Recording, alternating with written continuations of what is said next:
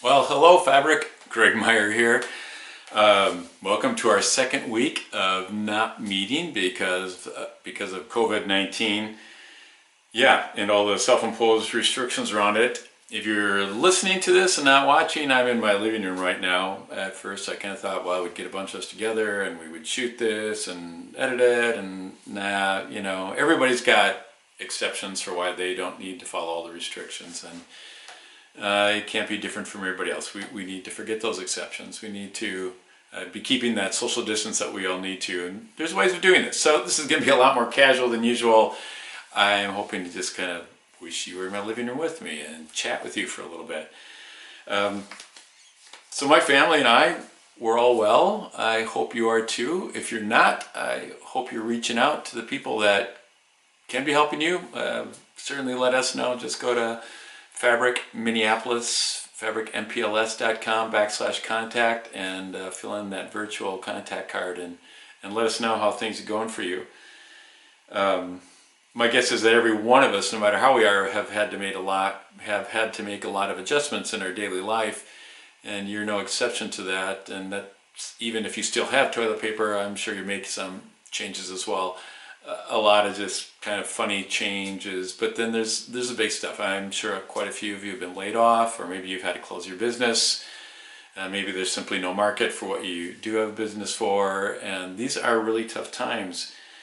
And I also hate to name it, but before this is all over, my guess is that many of us are going to have had the coronavirus. Don't know exactly what that means, but we're on a journey together, folks. And I'm not here to go through all the stuff that we need to worry about. I mean, there's lots and lots of sources for that if you're looking for it. I'm here because I think Fabric has a different voice. I think we play a different role in all this, and that's what I want to try to give voice to. During these last couple of weeks, we've been talking about life worth living, and we had this great focus. I think it was an important conversation. Frankly, if what we're talking about, our series, our focus du jour, doesn't really fit what's going on in people's lives, I'm happy to set it aside and to talk about what we need to talk about. But frankly, I don't think there's a better centering point for us than this idea of what is this life worth living, because that's exactly what's coming into sharp contrast for us today. As we have all of our worries and fears built up and all of our lifestyles are changed, I mean, what are we actually being asked to think about other than what really matters to us? This is it. You can remember 2 weeks ago we created a word cloud during our gathering of all the things that we thought were worth living for, and has that changed? Here's what I think. I think this crisis that we're going through right now is defining what our lives are really about, and there's one of two things happening. Either you're going through this in all these restrictions, all the stuff that's going on, that's swirling around you, is distracting you from that life that's worth living, or it's helping you focus on that life that's worth living. What we want to be about as a community, and what I want to talk about today, is how we can focus on rather than get distracted from that life that's worth living in these difficult times. So yeah, I don't know what's going on with your life. Groceries, income, jobs, 401ks are all in jeopardy right now. Mine is too. And that hurts, and it makes me worry, it gives me anxiety, but together we can do this. And while all those things that I just named are important, they are not the thing. They aren't life. What's worth living for is a lot bigger than that. It's stuff that doesn't rely on the conditions, the circumstances of your life. It's stuff that's enduring. It's stuff that's going to be there despite the conditions of your life. Those things are still going to be there. And the reason is, you may be impacted by all these things that are going on. You may be deeply impacted by them, but you are not dependent on them. The stuff that is really worth living for is going to be here. You know that. It's going to be here no matter what happens. The people, the places, the things that you really have passion for. So if you are anchored in your circumstances right now, if that's what your life is about and that's what you're living for, then you're in for a wild ride, and it's going to be terrifying. But if you're anchored in what's worth living for, it's still going to be a wild ride. I'm not going to deny that. It's going to be a wild ride, but you don't have to be afraid. because the stuff that really matters is going to be here for you through it and afterwards. This is a wilderness journey we're on. Okay, I think about the Bible. One of the things that the Bible, in its countless generations of wisdom, was trying to let us know is that there's a lot of wilderness in life. Think of some of the major stories. Israel, how did the Bible start? Israel spends 40 years wandering through the wilderness. 40, talked about that a million times. That's a number that sort of says all of everything. It's as long as you could possibly imagine. Then you have Noah, right, in the ark, 40 days of the flood. The flood is the chaotic life. That's actually even literally what it means, the waters of chaos that were surrounding that. Then you have Jesus on 40 days in the wilderness. I don't care what you think about the historicity of these things. That's not the point. What those writers were trying to tell you is not just writers, but generations of people gathering wisdom are trying to tell us that we have times of wilderness in our lives. And what is important isn't the fact that we need to survive them or that they're going to be difficult, but what we will discover there. Israel, Jesus, Noah discovered who they were. They also discovered who they were weaving their lives with, what was really important to them. They were discovering what was important in themselves. They were discovering what's important in themselves, in their relationships to the people around them, in the world around them. They're also discovering what it meant to be in relationship to that third strand, that which is with us on these journeys, that does not cause these journeys, but is a part of them with us and is woven with us and becomes defined in these wilderness times. But wilderness, is uncomfortable. Wilderness isn't like the fun place you go camping. Wilderness is the real place, the place where we are tested, the kind of place we're in right now, and it does create anxiety. And as long as I've said that word, let's talk about anxiety a little bit, because who's not experiencing it, right? Anxiety, it plays an important role in our lives.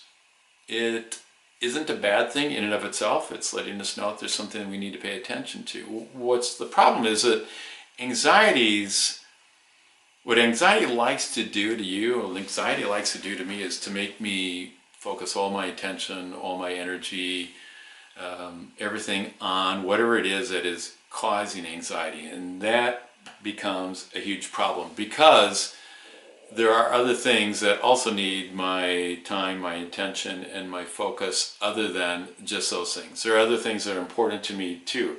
There are my relationships. I don't care, what you might think about COVID-19. It's a huge thing, but it is not the whole picture of your life. It is not the whole picture of the world. So how do you put social distance, not just between you and the person that is walking by you on the sidewalk, but how do you put social distance between you and COVID-19? That anxiety-producing thing. So it can play its role. That is why it has survived, because there are things that need to get our attention, the things that we need to be aware of, but it doesn't take more attention than it ought to, and that we still have our reserves for the things that are going to be there for the long run for us, the things that are important to us as well. Like I said, our families and our relationships, those issues and concerns that are important to you, that nonprofit that you like to support and you think is doing important work, the hobbies and the things that bring you delight and that should not be forgotten in these dark times that you might see yourself in as well. So that means a couple of things. It means controlling the things that have a tendency to send you down that rabbit hole of uncontrolled anxiety. So these are questions here for us. What are the things that create that downward spiral for you? What are they? How can you limit them, right? And then what are the things that can help you create that upward spiral away from your anxiety? And how can you make more of them? I think that translates into actually, how can you schedule them into your life more regularly? Let's think about what this uncontrolled anxiety does to us.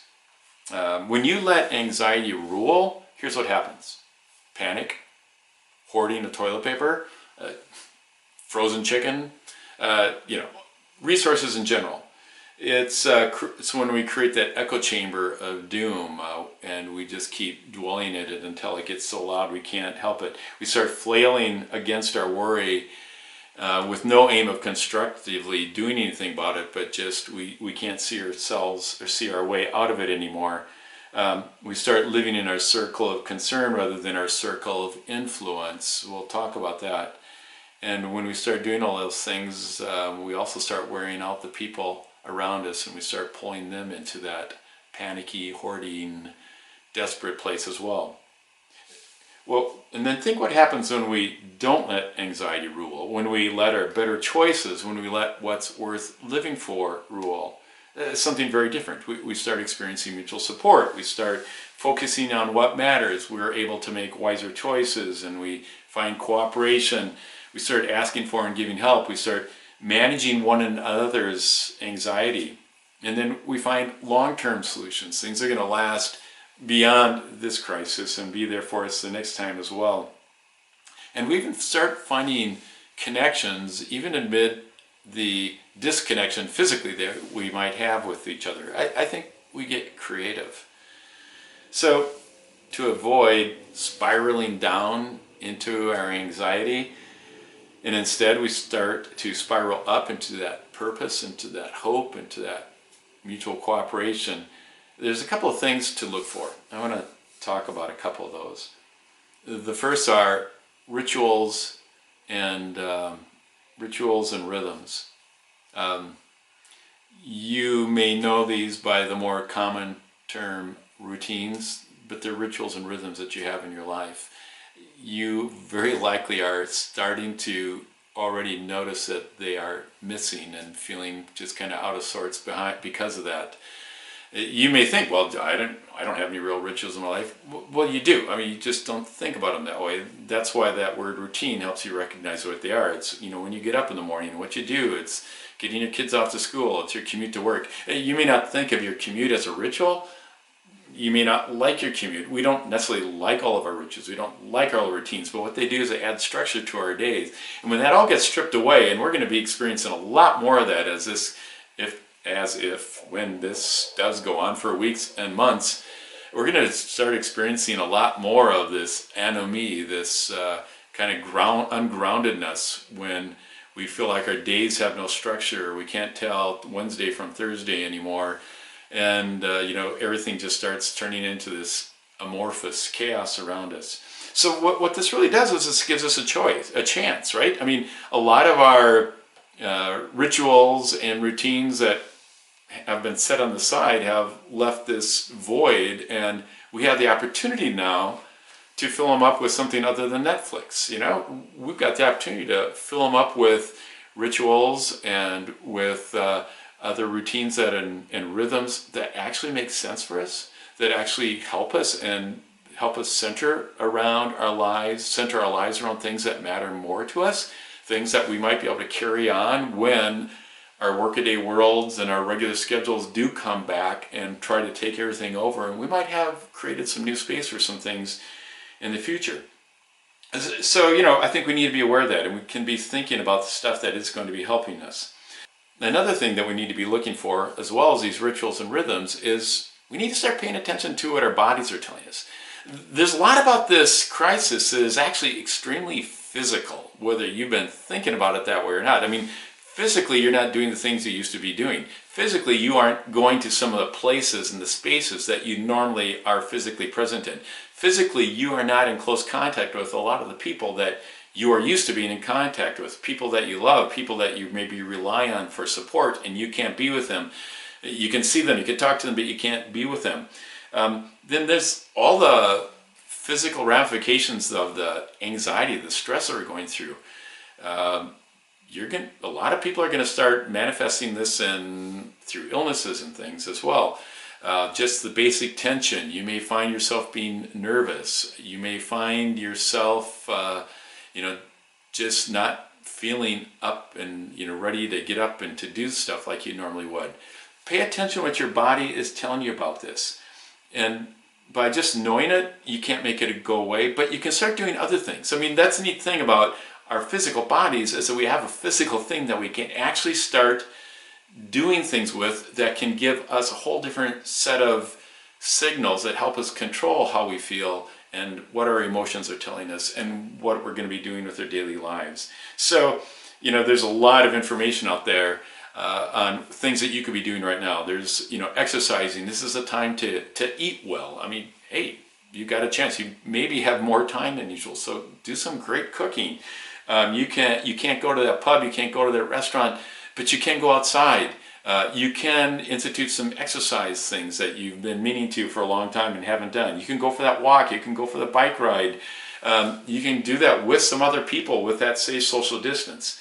And then you can also, do the things with your body that, like contemplation and yoga and stuff that help you center and help you keep healthy with yourself. So recognize the negative body experiences and build in positive ones that you need that can be helpful to you at this time, and spread those around to other people. It beats germs for spreading, okay? A third thing to be looking for: distinguish your circle of concern from your circle of influence. Right? This is a theme that comes up a lot with us, Fabric, and this is a really important time. Your circle of concern are all those things that we worry about, things that are important to us, things that we care about, and there's a reason why we have concern for them. That's great, but we don't have influence. We aren't able to control most of those things. Our circle of influence is inside that circle of concern and is much smaller. Those are things we can actually do something about.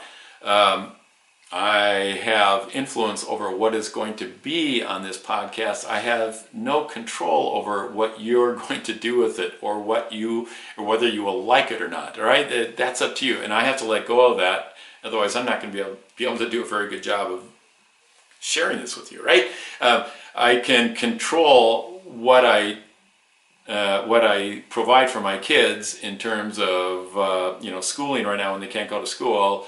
I can't control how much they're going to learn from it, all right? And so how will I be present with that? It makes a big difference.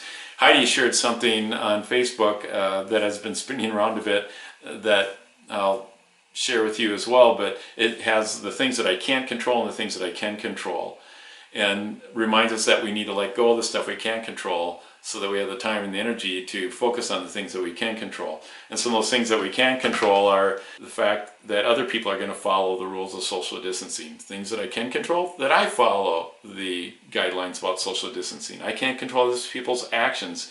I can't predict what's going to happen. I can't predict how long, these restrictions are going to go on.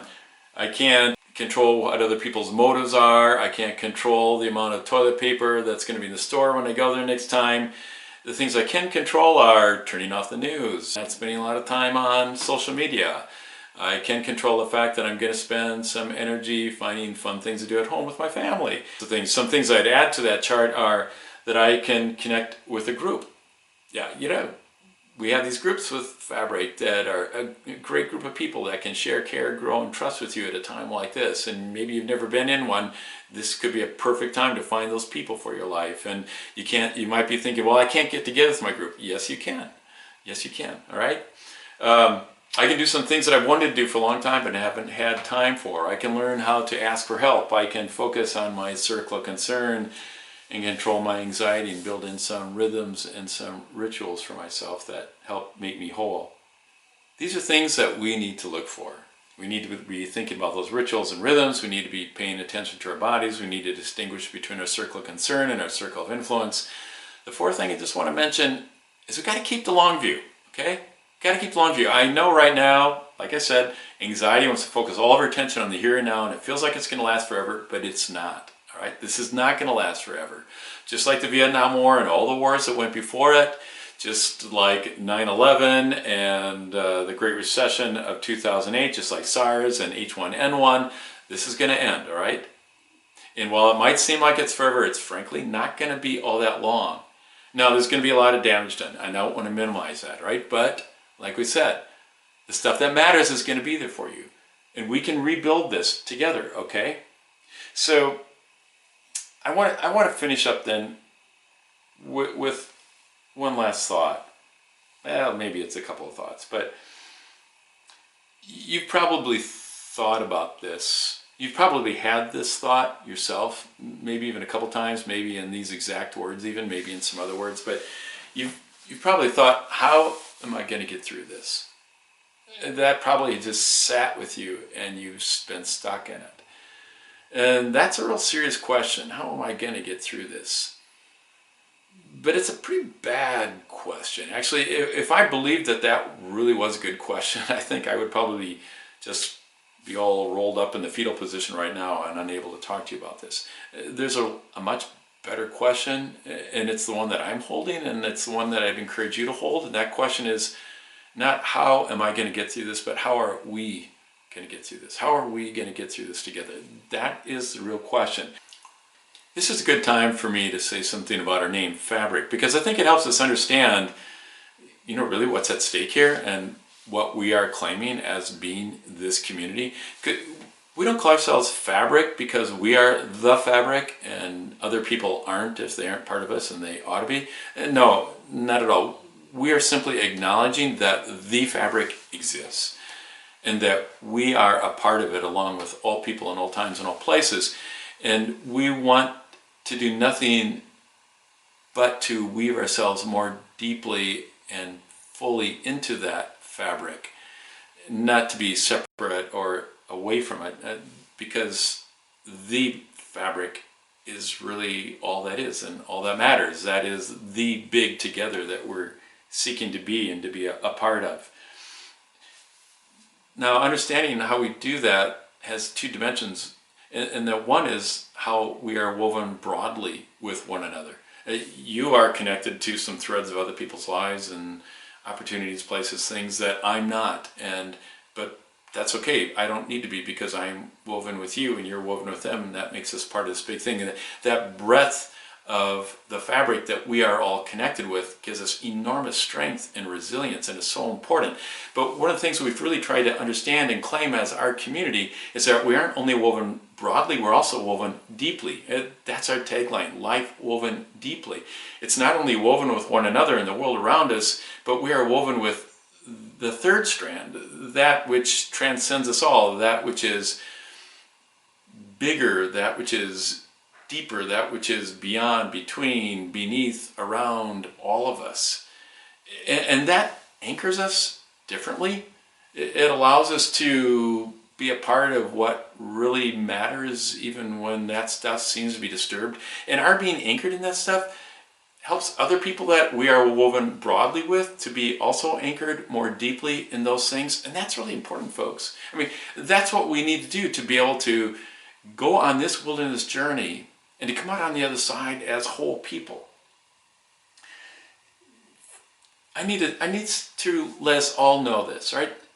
Fabric as a community isn't going to be going anywhere. And it's because of that stuff I was just talking about. One of the wonders of being the kind of community we are, where we don't have a building, we may have things that we regularly practice, but where we meet and how we do it really is up for grabs, and that's why we change around all the time. So we realize that those things are just means to a much bigger end, which is simply, people who are trying to have significant relationships around stuff that matters in a three-stranded way. I mean, that's all we do. So we are so uniquely positioned to be able to take this time and the way that we need to be fabric differently, and to do it in creative and wonderful ways that can sustain us at a time like this, and hopefully even give us more strength for those days beyond it and that longer view that we were talking about, all right? And there's nothing about the present crisis that can take that away from us. We can be fabric creatively and differently, but just as strongly as we ever have. I'm here, folks. I'm not going away. And I'm here to help this fabric be as strong and as broad and as deep as it possibly can through all of this. And I hope you're nodding your head saying, I'm going to be too. Because if I'm saying that and you're saying it, then the deal is done, folks. I mean, we're here for each other. And we don't have to do this alone. We are going to be doing it together. So my final word is simply this, okay? One of the important things about this community, and probably why you're either watching or listening to this podcast right now, is that we know each other. You know me, and you know that I know you, at least in some ways. And so the words that we share, the experiences we share, have some meaning because of that being known. we need to make sure we don't lose track of that. But there are others of you that are listening or watching this right now, and you aren't known by us, and you don't know who we are yet, and you need to be known. You can tell that in yourself. And I just say, reach out. Let's get to know each other. All right? Send me a message. We have a contact form, our virtual communication card. Just go to fabricmpls.com/contact, and you got to send us a note. Let us know how things are going, or give us your what do we call them, Chris? Our podcast postcard. Yeah, right. So just call our office number, 612-822-0300, and leave a message and let us know what's going on in your life in a couple of sentences. All right, we'd love to hear that, and we'll be using those in our Scraps podcasts that are coming out during the week. If someone answers the phone, tell them to hang up and not answer next time, so you can leave a message. Okay, but let's get to know each other. Let's be community with one another. So, welcome to the wilderness. We're in it. No way to go out. No way to go back right now. We're in it. Wilderness means change. Change provokes anxiety. We know how to do with that, folks. We know how to not let it run the show. We know how to be in the wilderness together, and that makes all the difference. So, welcome to the wilderness. Let's discover and learn some things. And let's be the people that we can be. Let's weave this world together. Thanks. We'll see you soon.